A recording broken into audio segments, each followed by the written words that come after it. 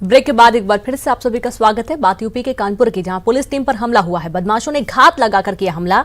बदमाशों के हमले में 8 पुलिसकर्मी शहीद हो गए हैं। गैंगस्टर विकास दुबे को पकड़ने गई थी पुलिस और विकास और उसके दोस्तों ने फायरिंग शुरू कर दी। हमले में सीओ और एसओ समेत 8 पुलिसकर्मी शहीद हो गए। बदमाशों की फायरिंग में 4 पुलिसकर्मी घायल हुए हैं। घर की छत से पुलिस टीम पर यह हमला किया गया था और इसके चलते पुलिसकर्मी शहीद हुए। बदमाशों के हमले में 8 पुलिसकर्मी शहीद हो गए हैं और साथ ही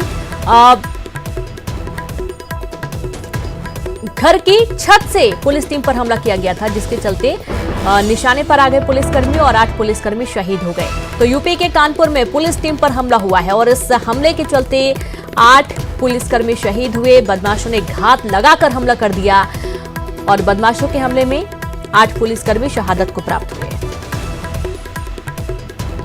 तो गैंगस्टर विकास दुबे को पकड़ने गई थी पुलिस। विकास और उसके साथियों ने मिलकर फायरिंग शुरू कर दी। घर की छत से फायरिंग शुरू की थी, जिसके चलते तुरंत निशाने पर पुलिसकर्मी आ गए।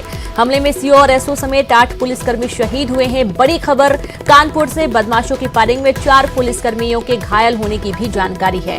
तो घर की छत से पुलिस टीम पर हमला किया गया था और इस हमले में 4 पुलिसकर्मी घायल हुए हैं, जिन्हें अस्पताल ले जाया गया और साथ ही 8 पुलिसकर्मी शहीद हुए हैं। कानपुर से बड़ी खबर, जहां पर हमले में सीओ और एसओ समेत 8 पुलिसकर्मी शहीद। यूपी के कानपुर का ये पूरा मामला है।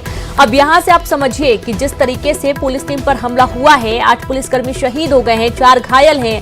गैंगस्टर विकास दुबे और उनके साथी कितने बेखौफ हैं कि पुलिस टीम को लेकर घात लगाकर बैठे हुए थे और घर की छत से उन्होंने हमला कर दिया।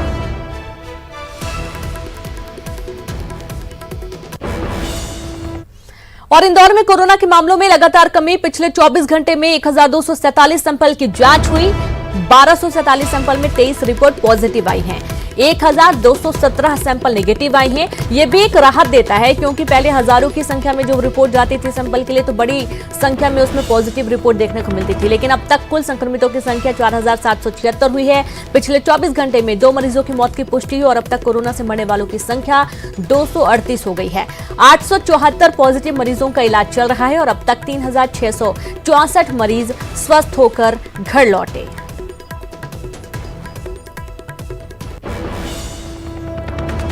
और संवाददाता अरुण त्रिवेदी जुड़ गए इंदौर से। अरुण, ये बहुत राहत वाली बात है। हजारों की संख्या में सैंपल्स गए थे, लेकिन मात्र बहुत ही कम जो सैंपल हैं वो पॉजिटिव पाए गए हैं और जो रिकवरी रेट है वो भी तेजी से बढ़ा है। अरुण,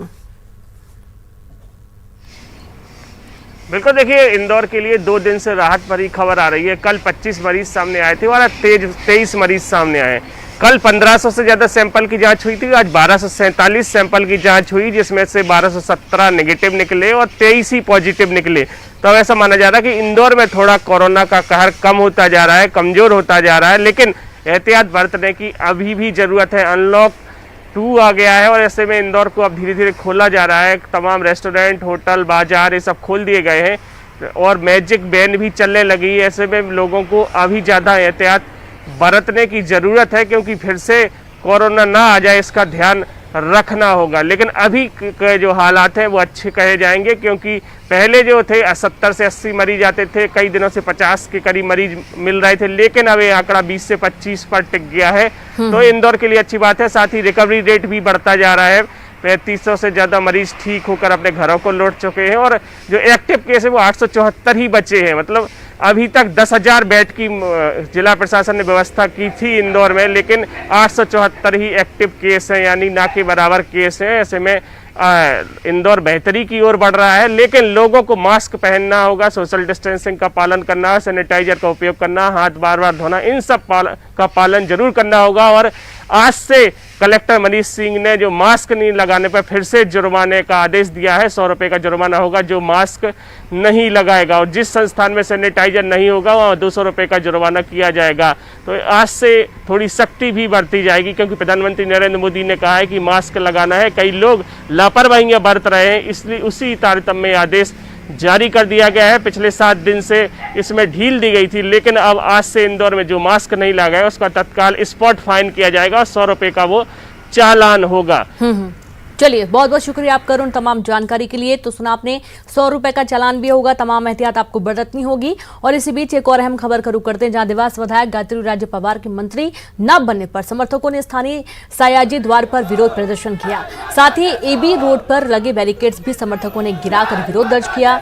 मौके पर बीजेपी नेता दुर्गेश अग्रवाल और धर्मेंद्र बैस आए, जिन्होंने समर्थकों को मनाया, समझाया, बहलाया, फुसलाया। कांग्रेस के शहर अध्यक्ष ने भी अपना वक्तव्य जारी कर अपनी पीड़ा जाहिर की।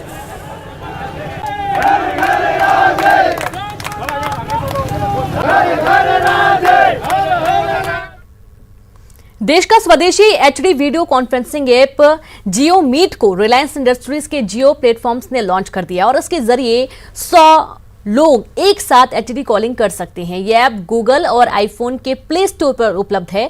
इसमें कॉल शुरू करने के लिए किसी कोड या इनवाइट्स की जरूरत नहीं होती है।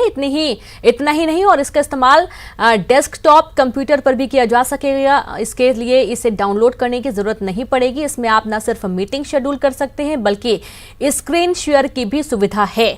जो नौकरी पेशा वर्क फॉर होम कर रहे हैं, उन्हें इस ऐप से काफी फायदा होगा। और सबसे बड़ी बात यह है कि यह ऐप बिल्कुल फ्री है और किसी तरह की चार्ज देने की कोई जरूरत नहीं है।